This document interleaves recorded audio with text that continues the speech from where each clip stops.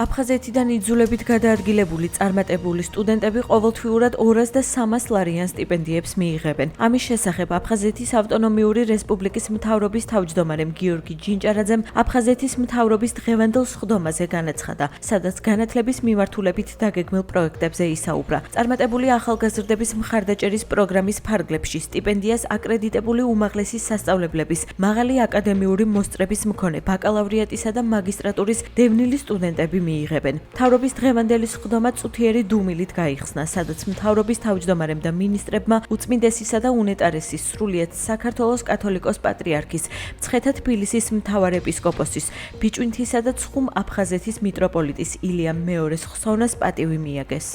დღეს სურს ყურადღება გავამახვილო საკითხზე, რომელიც ეხება დევნილი წარმატებული ახალგაზრდების მხარდაჭერის უპრეცედენტო პროგრამას. კერძოდ მაღალი აკადემიური მოსწრების მაგისტრატურის და ბაკალავრიატის სტუდენტებისთვის 200 ლარიანი და 300 ლარიანი სტიპენდიის დაწესებას. ამ პროგრამაში შემოსულია დაახლოებით 220-ზე მეტი განაცხადი. ჩვენ არ გქონდა გათვალისწინებული ბიუჯეტი ესეთ რაოდენობის განაცხადების დაფინანსებაზე, თუმცა ჩემი გადაწყვეტილებით უშუალოდ ყველა სტუდენტი იქნება დაფინანსებული. ამისთვის გამოყოფილი იქნება დაახლოებით 9 მილიონი ლარი. სურს დიდი მადლობა გადაუხადო საქართველოს პრემიერ-მინისტრ ბატონ ირაკლი კობახიძეს მსგავსი მნიშვნელოვანი მხარდაჭერისთვის.